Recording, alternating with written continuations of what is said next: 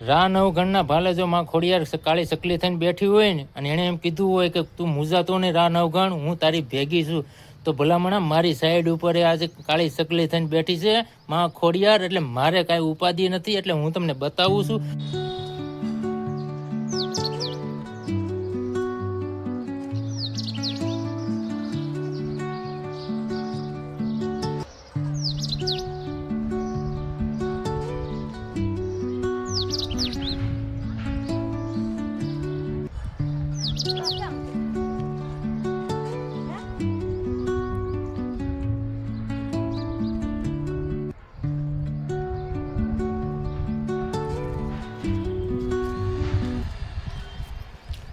તો મિત્રો, માં ખોડિયાર તો આપણે હાજરા હાજર જ છે, એટલે આપણે કાંઈ ઉપાધિ નથી, બરોબર? એટલે તમે લાઈક કમેન્ટ શેર કરતા રહેજો અને મને સપોર્ટ કરતા રહેજો.